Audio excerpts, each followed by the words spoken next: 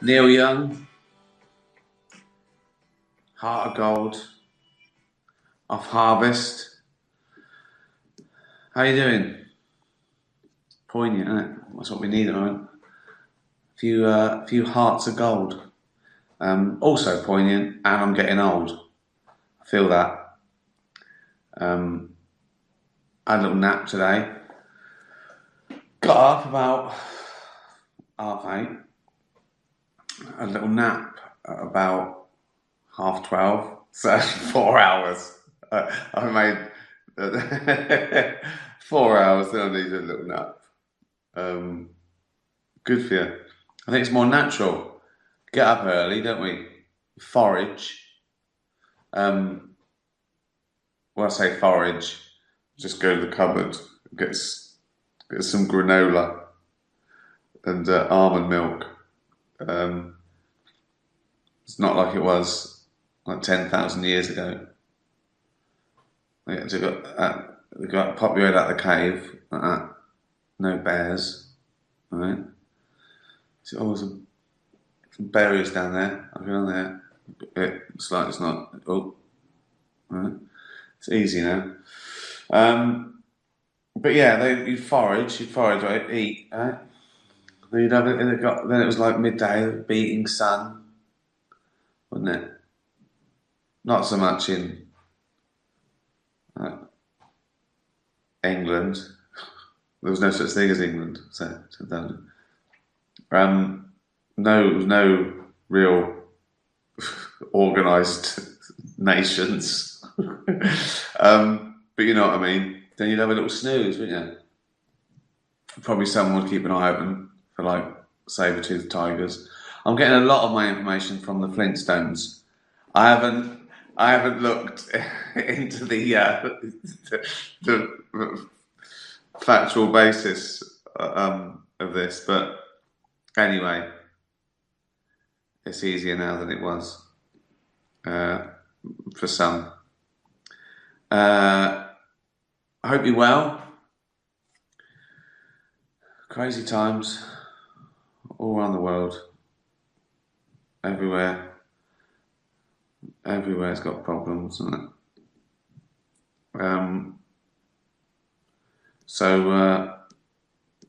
Cock in a drain. That'd cheer you up, wouldn't it? Any questions? Almond milk, granola, it's rock and roll. I know. I've changed. I've been working out a lot though. I've been thinking, now's the time. I've been doing a little bit of work, you know that. I'm writing series 3, and I reckon I've got, I don't know, 40 pages, and it's building up, and I do a little bit every day, like one little scene or one little idea, and I jot it down. And did I tell you that I worked on that? If I sort of do a scene, like I jot it down in a little notebook, a couple of pages, right? And I put that in, and that might be like one page in the script. And I think, hold on though, that would take me like an afternoon to film that. So I feel like I've done a day's work. But now it's got to the point where I jot it down in my notebook one day, and I go, well, that's a day's work. And then I type it up the next day, and I count it twice. So I go, right, the jotting it down was a day's work, and the typing it up was a day's work. So yeah, it's still weird, isn't it? Because you think like you're filming this, and I don't know whether to think. We don't know. Have you seen Columbo today? No. Was it on again? I've seen them all. I was talking to my brother about it. Christmas. He's seen them all as well. Me and Jane. Sometimes we've got them the box set, and we've got them saved up when they're on telly on Sky Plus. We've always got a bit of Columbo. I tell you what, I've been revisiting now. I started watching The Last Kingdom. I really liked it. It's basically like Game of Thrones, which I didn't think I'd like, and I did. I might even like this a bit more in many ways because there's less magic and stuff. It's a bit more, about conspiracies and trust and relationships and all that. But it's good. I've finished the first season last night. Start another one tonight. And now, after that, if it's like not time for another one, or we've realised we've got an endless sort of well of Kirby enthusiasms. Oh, it's so good. It's so good. He's such a genius, Larry David. Just nothing but funny. What's fun? There's, he's not concerned with logical plots or motivations other than sort of selfishness driven by character. Anything can happen. It's just pure funny. It's what's the funniest thing that I can put in this 25 minutes. And there's great, like, just throwaway lines and throwaway observations that no one. There's so many observations in that. In one episode, I could do a stand-up around the observations that he comes up with, and honestly, they're so good. But I'm preaching the converted here, aren't I? Ricky, you're a legend. Thank you. It's not a question, but I like it. Tired today. So too many naps. Like I'm becoming my own cat because I miss Ollie, who used to. Well, all cats, they sleep for about 70% of the time. I'm going for that.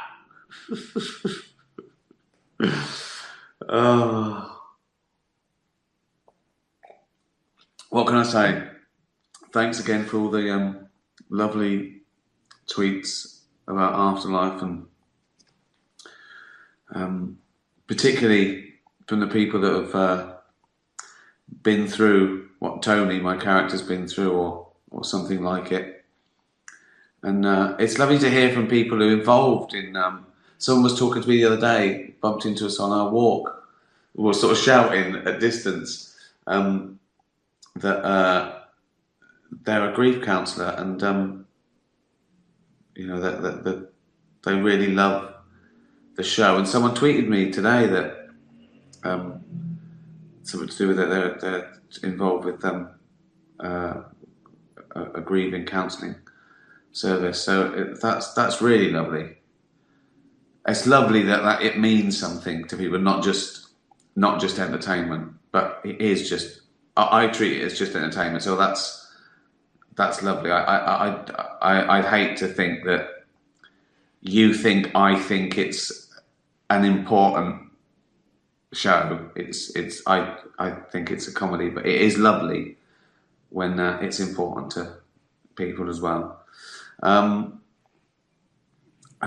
Did I enjoy being in Curb? I absolutely loved it.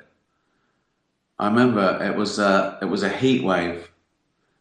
We filmed it in New York.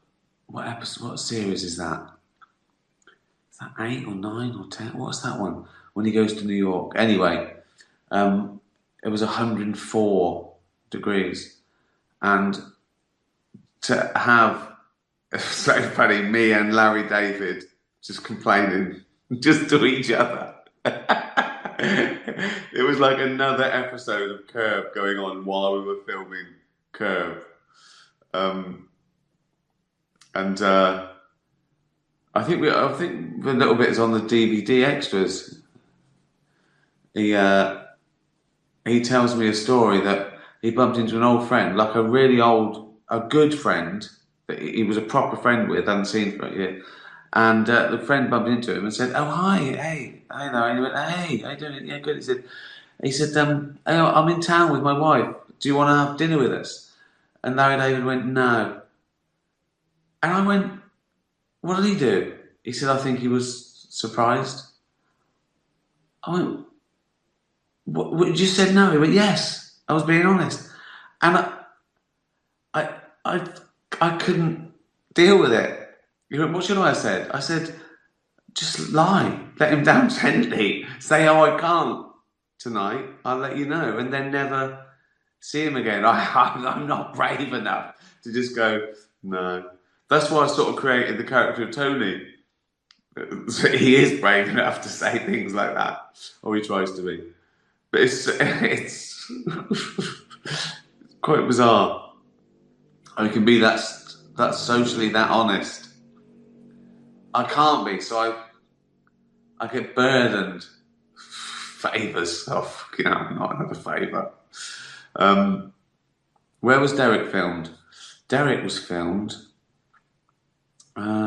We moved around a couple of different studios. The pilot was actually a real building, and then we recreated it for the next two series and a special. So it was just various. It was all set really. It was one big set, wasn't it? Like The Office. It wasn't. It didn't really get out and about much in Derek like we do in Afterlife. I think we did one in the East End. I think we did a bit in one in Pinewood or Shepperton or something. I can't remember, but it was a set. It was never really a location. Thanks for asking.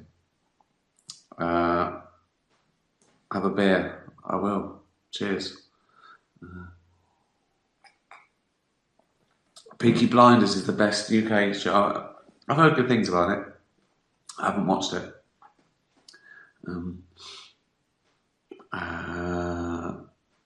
Bring Derek back. Oh, never say never, but I've sort of put it to bed really.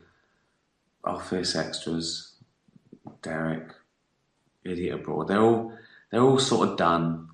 When Afterlife's done, it'll be done. But as I was saying, in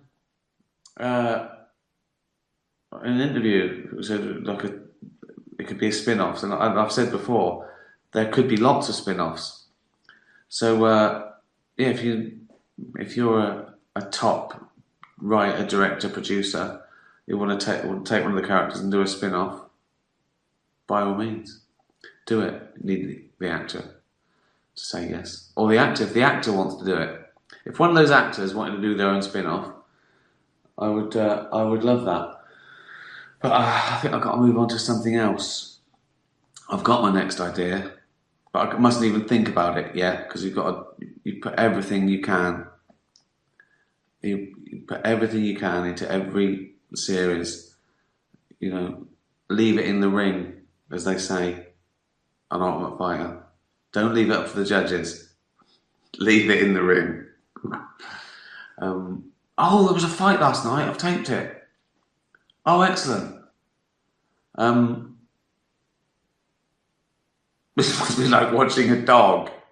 Like you show the dog a ball, but then it sees a pigeon, and you have to go.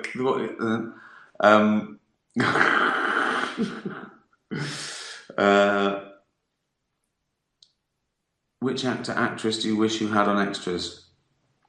I don't know.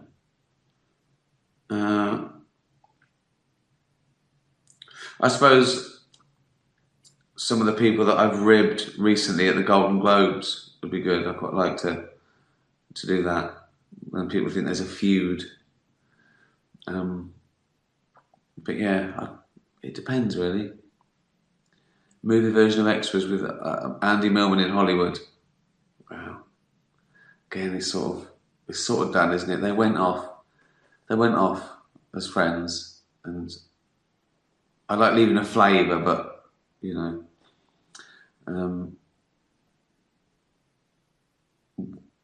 What's that?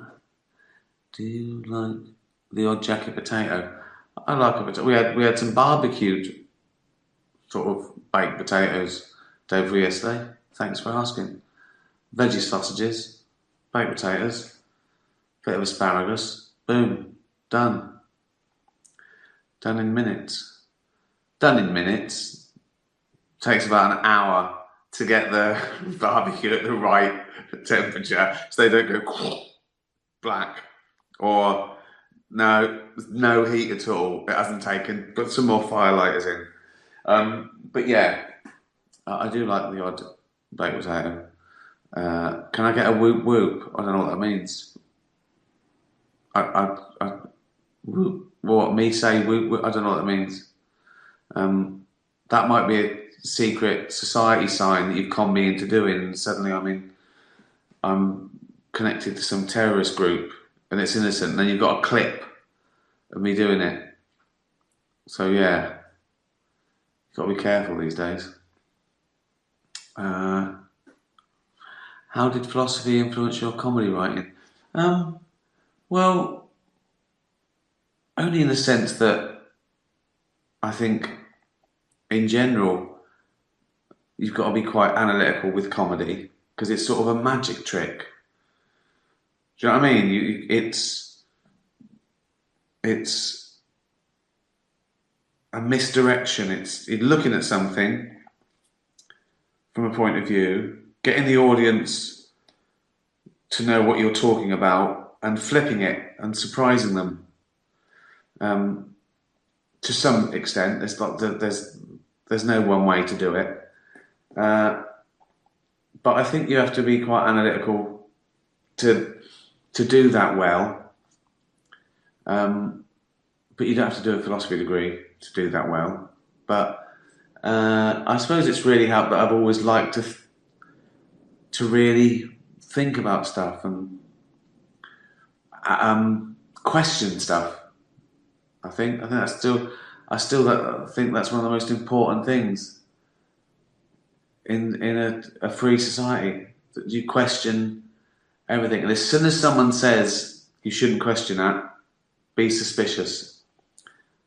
Anyone, anywhere, for any reason, even if they say their reasons are so pure, so virtuous, so for your own good, don't question this. Question it. Most people are trying to shut you up. If someone doesn't want to be questioned or think about their deeply held beliefs, they're worried about something. Question everything, even this. What?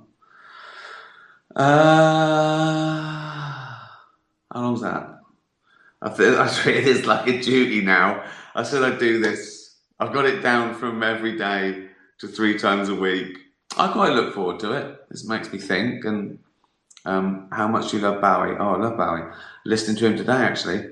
I found the clip that really got me into Bowie today. I don't know what the chances are. And it's pretty much how I remembered it when I was a teenager, sitting in my front room in Whitley Estate, Reading, and I was aware of Bowie. I like some of the singles, but he was just in the mix. I was really into sort of stuff like Simon and Garfunkel and Cat Stevens. And then I saw him perform Heroes on a TV show called Mark. It was Mark Bolan. And I just watched it again. And yeah, incredible moment.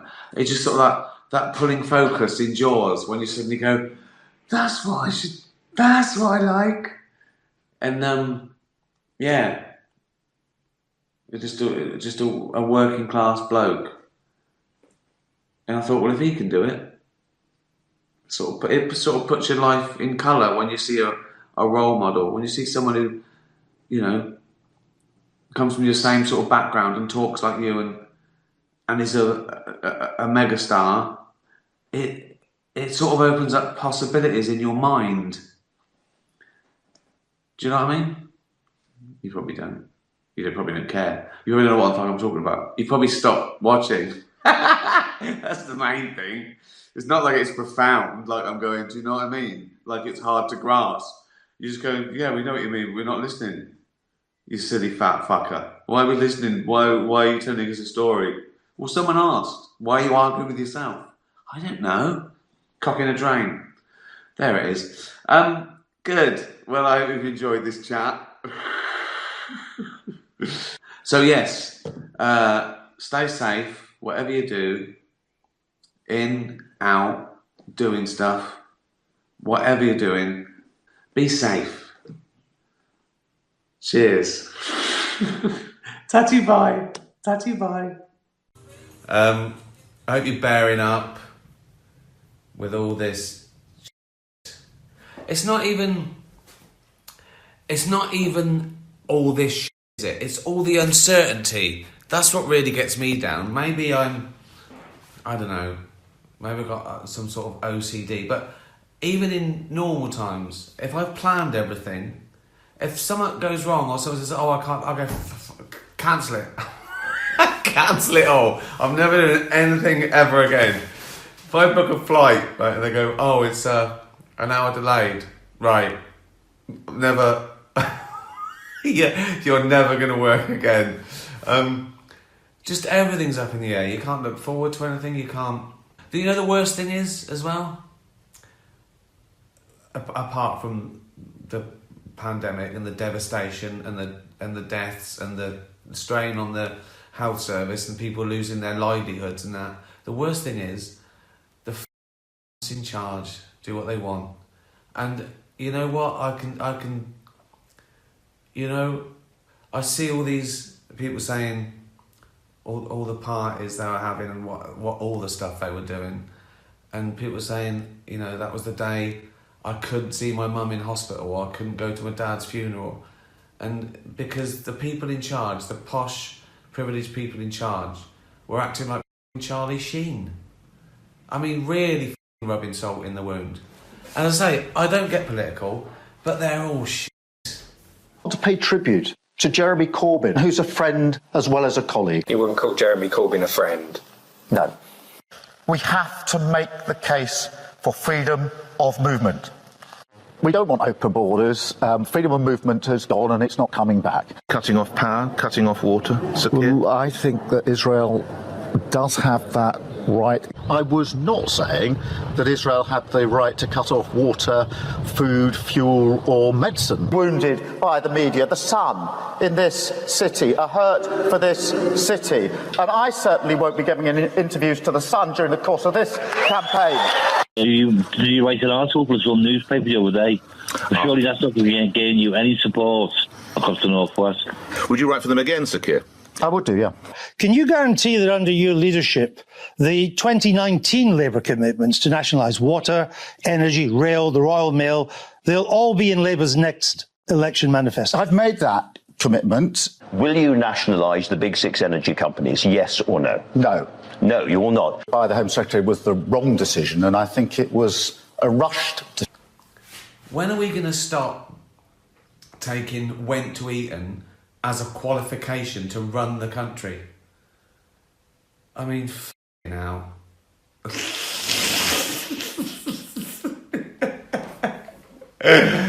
Oh, so that's why I'm doing this as well, because I've noticed all around, you know, there's a lot of annoyance and frustration, totally justified as well, misinformation, anger, but I think the next pandemic is going to be like anxiety and depression, you know. God knows how it affects like teenagers who have had their, you know, some of the best years of their life sort of taken away. And college, I didn't go to college to study. You know what I mean? 3 years living at home, doing things on Zoom. That's not my idea. That's not my idea of a college experience. So, as I say, I can't complain. I'm definitely in a privileged position, but I do notice. I have noticed that it's getting a lot of people down. So, and this, you know, helps me. Like, when you can't do stuff, you think, well, I've got to do something. We're built like that. We've got to do something. You know, it's So this helped me doing this. Just, you know, talking bollocks, answering questions from cats and dogs. Yeah, my world tour was postponed for a year, but I did talk to a lot of cats and dogs. Yeah. Okay. Well, I hope you're bearing up and Describe yourself as working class. Sakir, define working class. No, working class is families that work for their living, earn their money through going out to work every day, not through Do other not means. middle classes do that? Well, working class families have the ordinary hope to get on in life. I mean, this has been Don't a story. middle classes have that Yeah, as of course they do. Of course they do. So what's But the I was distinction? People will say to me, "Well, look here, you've come a long way. Yeah. You're, Yeah, but you went how to you state can't-" school. Yeah, but that is the ordinary hope of the working class, which is to have a decent education, to get a decent secure job, to get a car, to get have a nice holiday, to have a Isn't that house. the middle class too, Sakir? Everything you just listed? No? Tell me. It is, yeah, it is, and that's why many people go on their life journey from what you might call working class to middle class. I hope there's no kids. I hope there's no kids watching because I've said the C word as well. I apologise. People are eating their tea. Fucking slagging off the government, Christmas, just life in general. Welsh Felix, what do you want for Christmas? Besides a working jetpack? Yeah, still number one. Still number one. Just off. Whenever I say to Jane, "Oh, there's a new drone you can sit in," right? It's £1 million, but she just goes dead immediately. Just like she didn't find me wrapped round a pylon. He died. When did he get this? She'll go, "This morning." He's dead. Yeah, I know. I knew he would be. I told him. I said I knew when he was going to say he's going to spend £1 million on it. I said that he'd be dead by this afternoon, and there he is, hanging.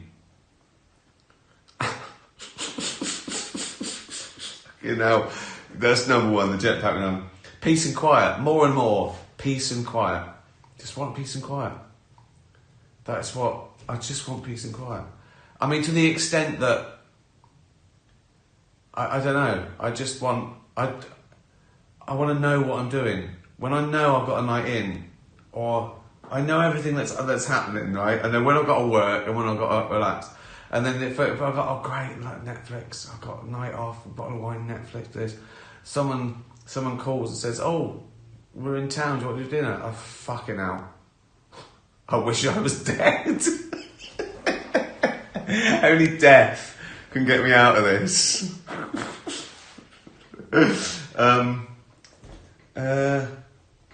I don't want anything really, because peace and quiet, yeah, peace and quiet. Everyone to be happy, everyone to have a good Christmas.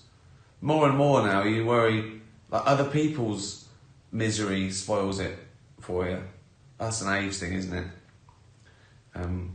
When you can be happy and then you can see one thing like a terrible fucking story on the news or a bit of animal cruelty, it just ruins your fucking day, doesn't it? You think, I can't enjoy myself now because I've got to sort that out. I've got to save that dog. That's why I do everything, peace and quiet. I want it right. If I do that, I can have peace and quiet.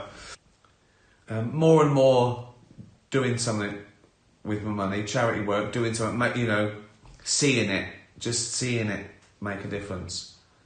I think that's why you should give to small charities as well, because you see the difference. It means something to them, and you see results. And I give to big charities as well, but it sort of gets lost. Like even the admin costs. Whereas if you know a local charity and they're a small sort of concern, that pound, the whole pound, goes to helping the cats and dogs or kids or whatever. So that I like that. That's good. I feel like I've done some of that. Peace and quiet. I love peace and quiet now. For about a minute, then I get bored. I might have some condition. I want to do whatever I'm not doing, unless it's someone else's idea. Then I want you to carry on doing what I was doing. Oh God. This is like a therapy session, isn't it? You are my therapists, and you're not qualified.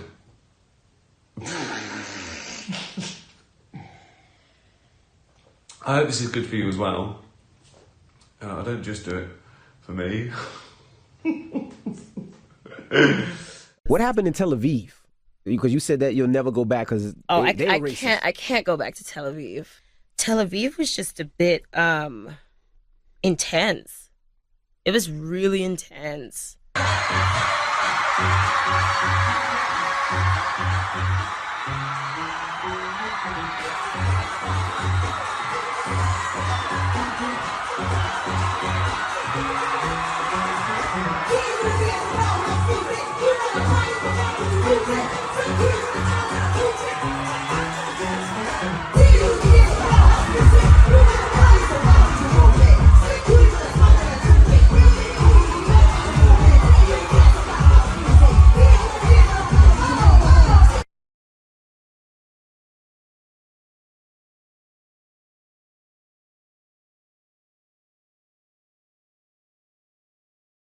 You also said you like your racist, right? Yeah, I like my racist.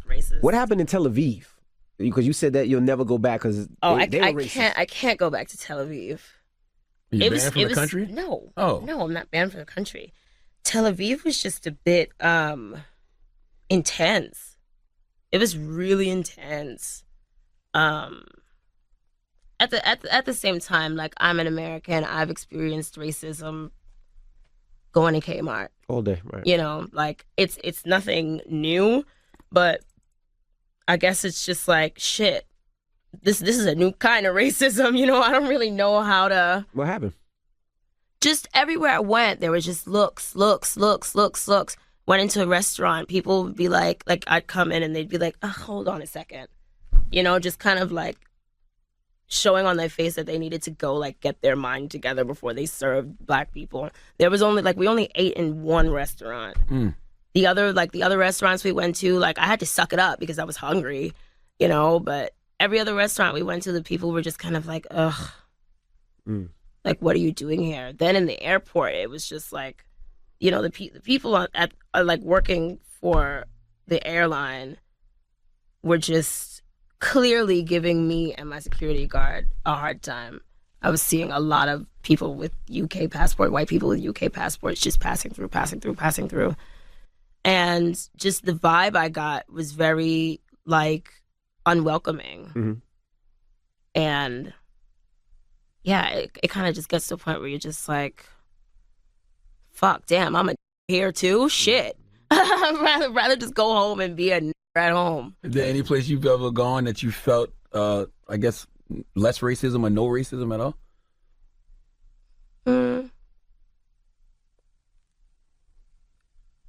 I'm watching the abuse that Azalea Banks is getting on Twitter, and I'm thinking to myself, this is why Israel has no friends. This is why Israel is incredibly unpopular online. You have a very famous musician from the United States who's taken a very unpopular stance, who's decided to come to Israel, come and support Israel, and she interfaces with the country on her own terms. And suddenly that's not good enough. And now every single person sees fit to hurl abuse at one of the very few people who's actually been supportive of the country. And I just can't help but think to myself, this is why you have no friends.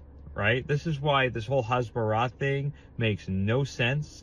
These people are some of the most toxic people online. And with friends like these, who really needs enemies?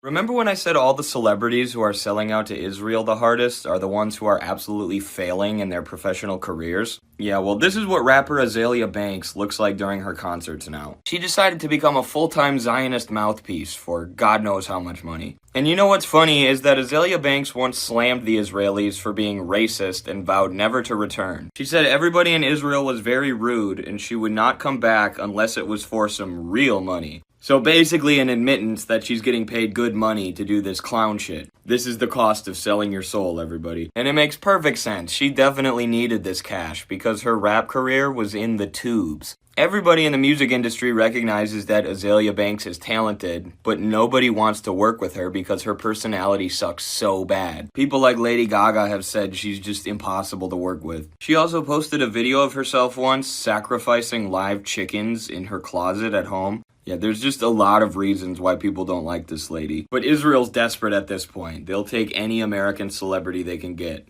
and they'll pay as much money as they need to. Although that money's probably coming from the American government in the first place. One, I don't live among celebrities. I mean, I know some, but I don't live among. I make sure I don't. I try to, and I take that as a compliment that I do stay connected with ordinary people. I mean, also you said so I do know some celebrities, but they're not all celebrities are out of touch.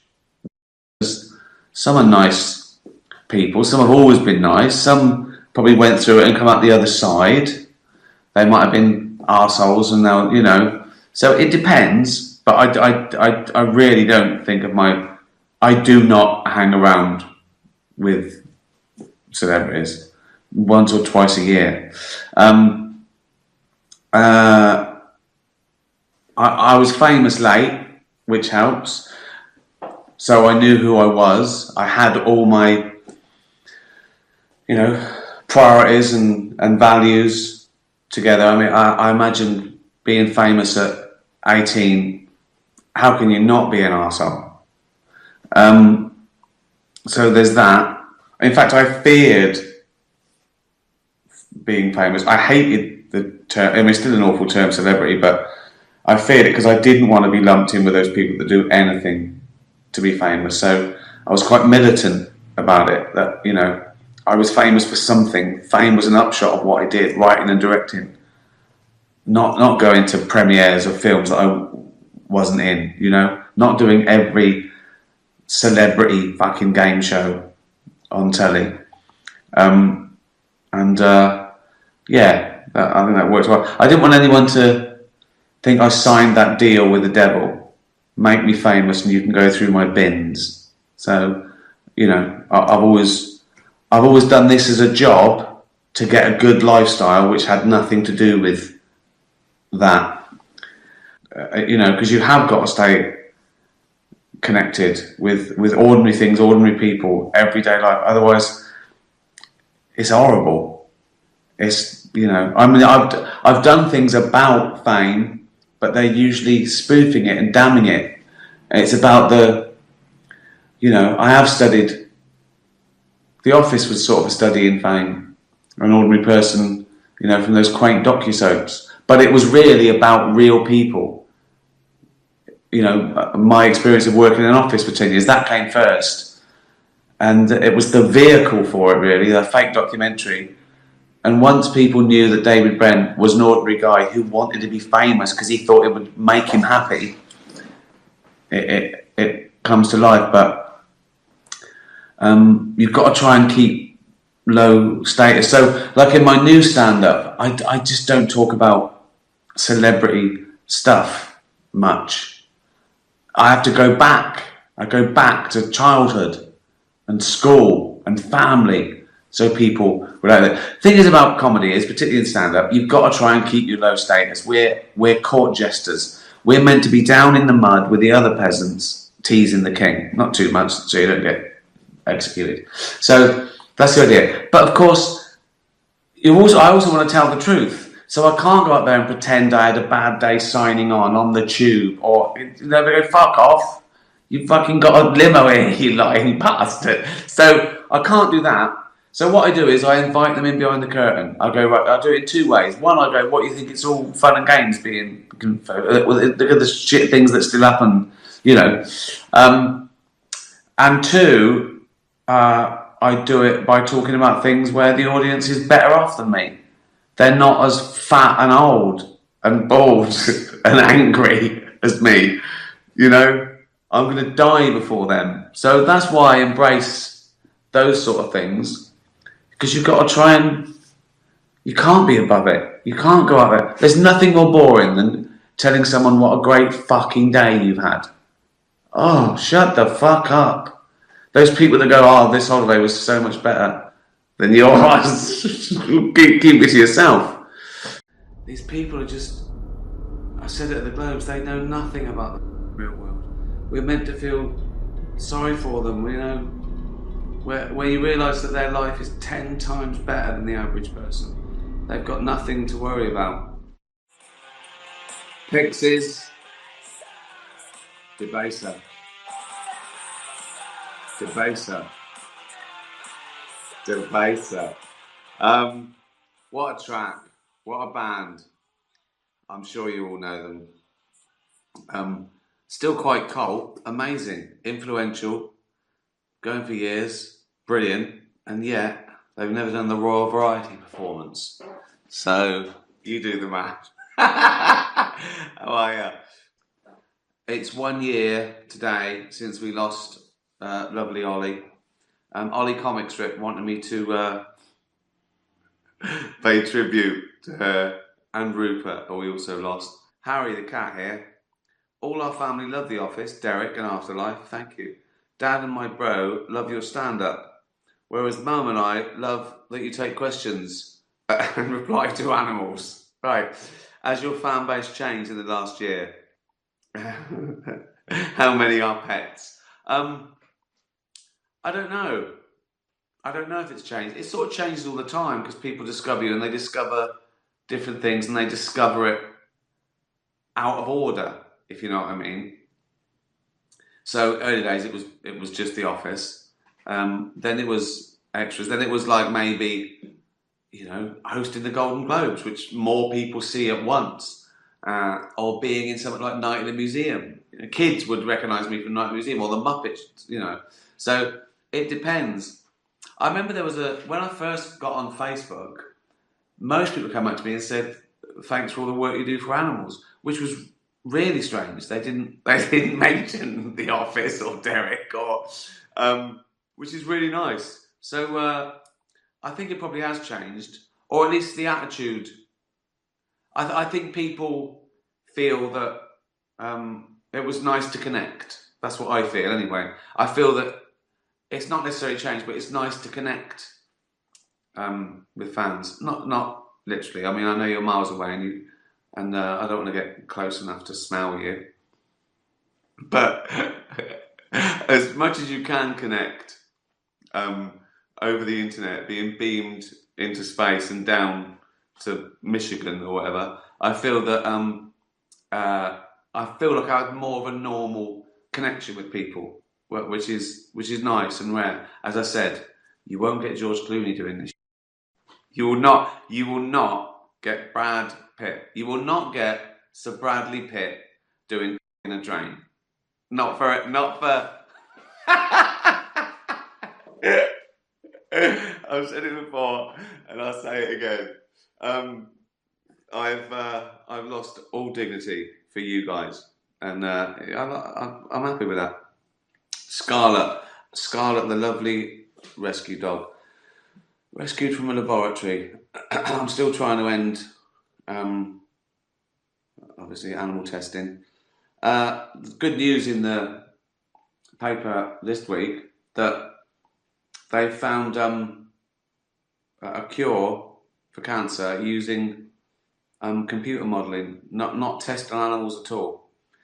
Testing on animals doesn't work. I've said it before, 93% of all tests that work on animals then fail and are dangerous in humans. It's a con.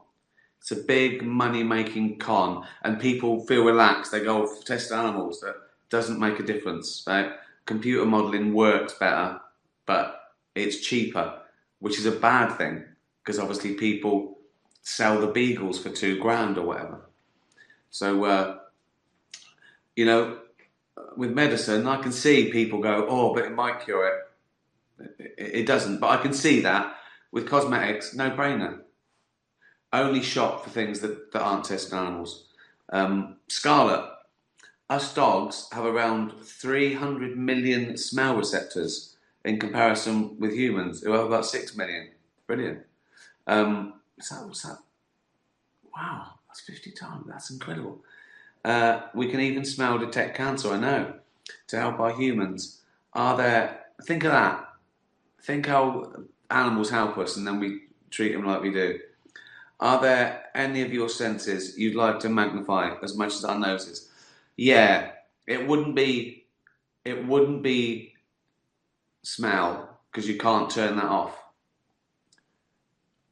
Maybe hearing, but I don't need it. I'm pretty good at eyesight, I think. I think I'd be able to, because at least you can close your eyes. With smell, with hearing, you can stick earplugs in, listen to something else. You shut your eyes. With smell, I was on a plane once, and this bloke had his shoes off, and his feet stank, and you can't get away from it.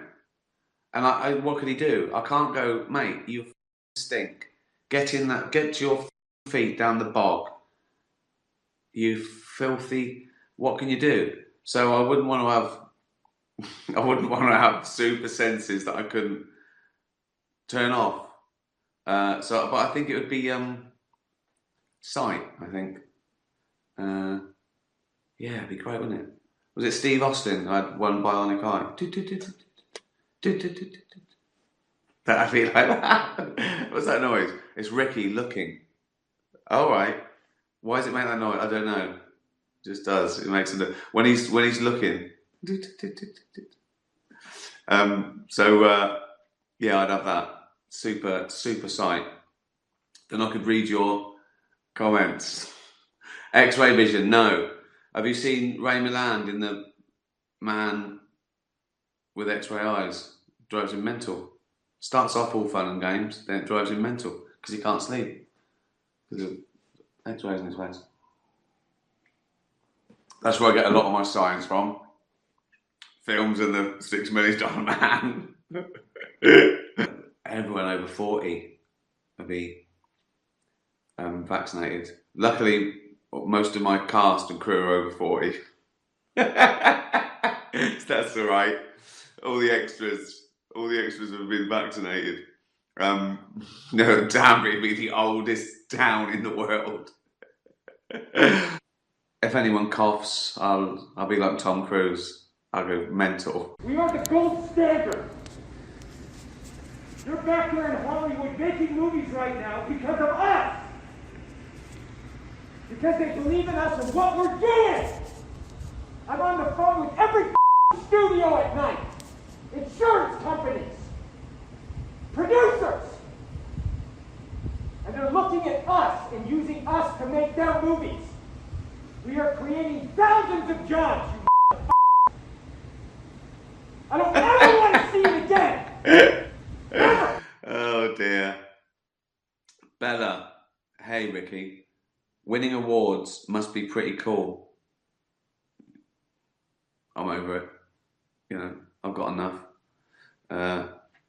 Also, all the things I've said, I think there's a conspiracy. I don't think there's any award body that wants me to win an award now and get up there and say something.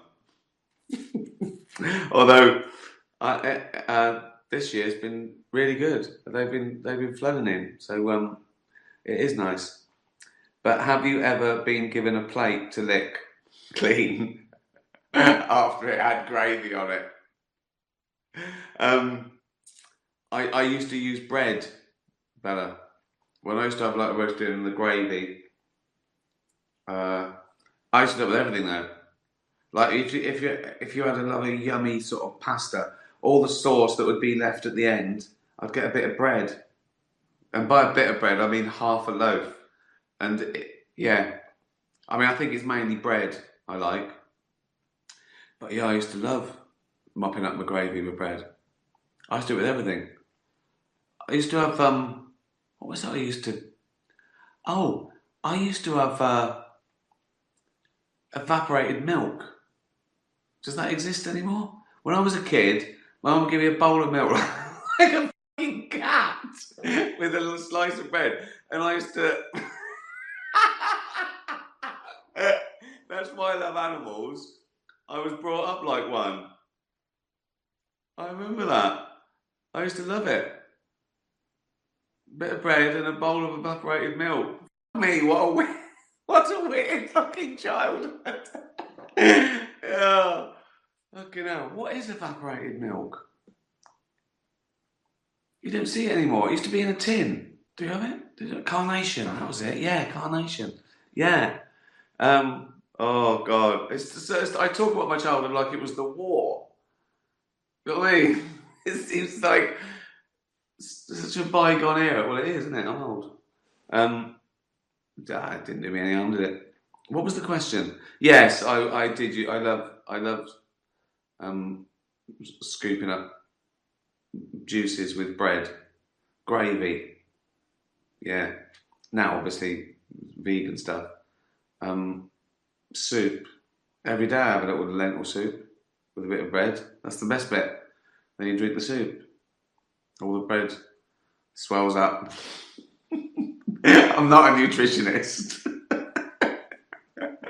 Claire, would you rather develop A, hiccups that you can't get rid of, no matter what you try? Oh, that's just already stressing me out. B, a wart on your nose that keeps growing and can't be removed. The inability to control yourself from shouting obscenities at anyone who annoys you. Well, I always have that problem. I already have a problem with that. Oh, but I can't. Oh, I've got hiccups now, but I can't control it. I'd have to shout.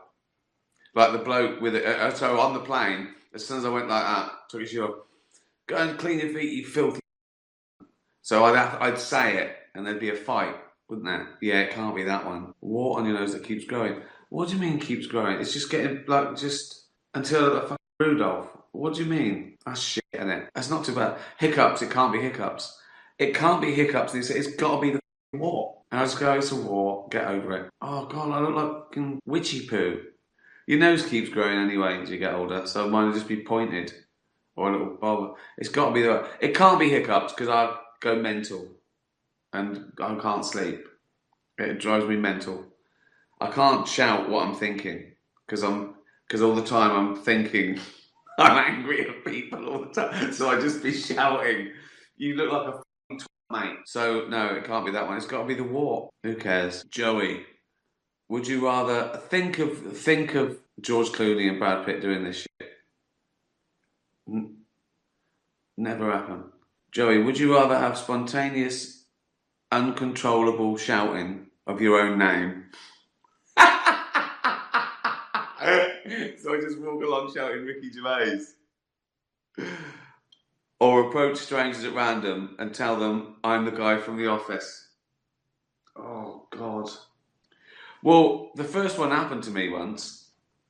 I was walking home from my office when I lived in Bloomsbury, and there was a couple of teenagers on bikes. They're like 13, and they stopped as I was crossing the road. They went, "Hey, office man, innit?"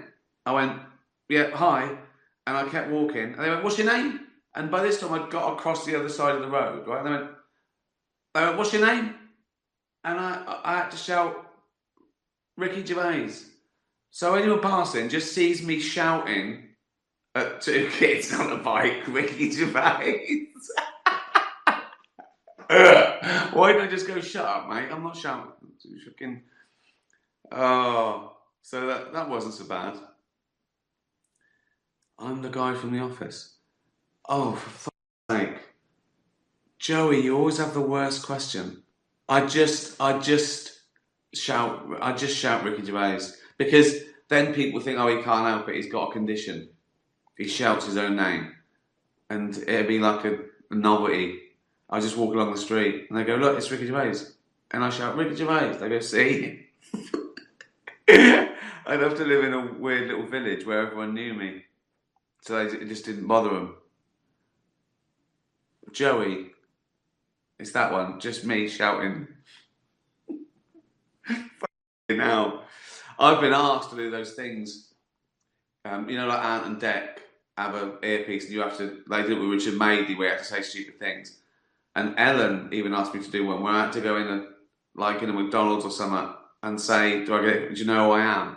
I couldn't do it. I said, "I can't do it. I can't do it for that 1 minute." hidden camera stuff. That 1 minute they think, fuck me, who's this? I haven't got the nerve. I couldn't do it.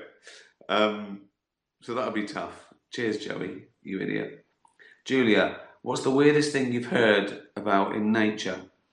I've just watched A Perfect Planet where male fig wasps start to mate with their unhatched sisters.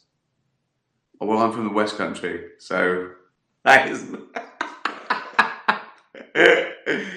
To reach them, they use a telescopic that's twice their body length. That is a good fact, isn't it? So, they mate with so they're an egg. They're mating with an egg. They're unhatched sisters. So they're injecting through an egg into... Now, that is weird, isn't it? That is weird. Not to a wasp. It's normal to a wasp. If you told a wasp how we do it, they go, you do what? They go, that's weird. Why'd you wait that long? What's the weird? Oh, I know. This is fascinating. Well, you'll be the judge of that. There's a parasite. I think it's like a parasitic worm that starts its life cycle in a stickleback, a fish, right? But it has to complete its life cycle in a warm-blooded animal. So it has to get into a warm-blooded animal. And so this is what it does. So the stickleback has got this little parasite. And the stickleback usually, if it sees a heron, the shadow, the shape of a heron, it flees the shadow. It knows, right? Instinctive, right? This parasite, at a certain point in its life cycle, I don't know how it does it. I assume sort of chemical or biological, a pheromone or something. I don't know how it does it. But it changes the stickleback's behaviour. So when the stickleback sees a heron, it's not scared of the shadow. So it doesn't flee. So the heron eats it and the parasite gets into a warm-blooded animal. That is like magic, isn't it? That is like some sort of weird spell. And it's all explainable. Even though that sounds like the craziest way to do something, it just did it. Without will, through natural selection. It's fucking... I mean, every fact is remarkable. It's just what we're used to. So you break down how a fucking flower pollinates itself. It's off the charts mental, but we're used to it. So there's no fact really stranger than any other fact. Because we're around because it works. If you're around, it's because it works. But that is amazing, isn't it? Because you think of the parasite somehow in the stickleback go, don't run away. Stickleback go, what? Don't run away. Okay. But no, it's just pure physics and chemistry and biology. That's all everything is, really. Even though it feels magical, it's just energy, just electricity, pinging around, doing, and nothing we can do about it. I use my chemistry and biology to answer questions from pets. That's my raison d'etre. Wow, good question. Right, Leopold and Loveday. As you know, we invented the catnap. Yeah, you're welcome. I have one every day. I'm going to miss that when I'm filming. A little nap at 1 o'clock. Oh, maybe I could build it in to the crew. Just make the cast and crew. Right, everyone snooze. 40 minutes. As you know, we invented the catnap. After your nap, are you refreshed or do you just crave more sleep? Sometimes you wake up more tired, you want to carry on. I think there's an optimum. I think if you can fall asleep and wake up in like 25 minutes, that'll be perfect. But then sometimes you get that, like that winter sleep, when the fire's on and you get that winter sleep and you go, me, it's an hour and a half. That's like half a day to me. No, I look forward to it. I get up now.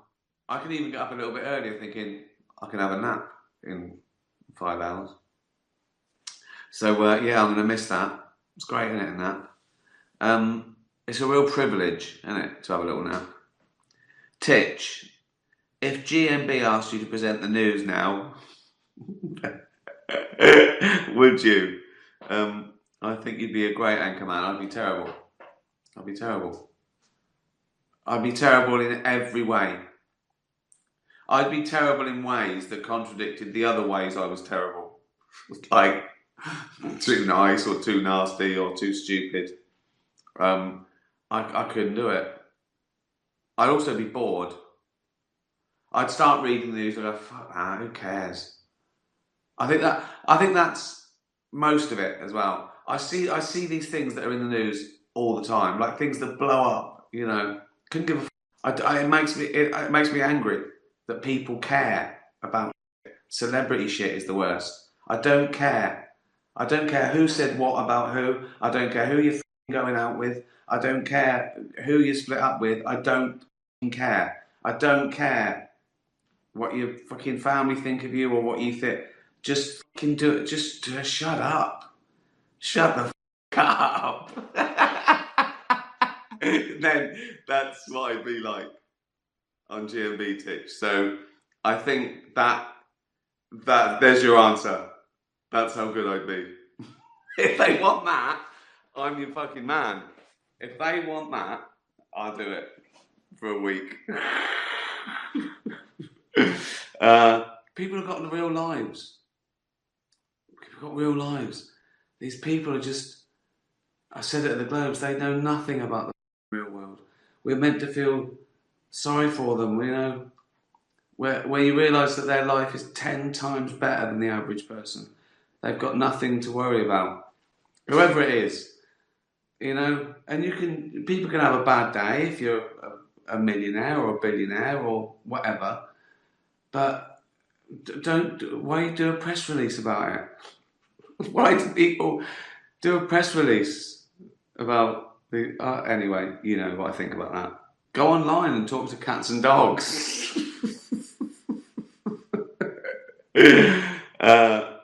Mum and Sherlock. You wake up alone and realise you're an old woman with a walker. You think it's a nightmare, but it's not. Don't make it worse. Trying to scare me. Like, it really is. I've turned into an old woman with a walker. Right? Classic. There's a note on the table. It says, if you can convince someone that you are you, you'll be yourself again. What do you say to do or sound convincing? Well, so basically it's got to be Jane, because I'd have the biggest well of things that only we knew about, wouldn't I? Because anything that anyone else knows about me, probably everyone knows what they go, oh, you could have read that, that's online. Or, how do I know? I don't know you well enough. Whereas Jane would know what was true, yeah, that'd be tough, wouldn't it? Could I just go, remember that thing we watched last night? And she'd be going, what are you doing in my house? You're an old lady. I'd go, no, listen, I'm not an old lady. Do you remember what I said to you when we were watching that Dutch drama last night? She'd go, what? I go, just think.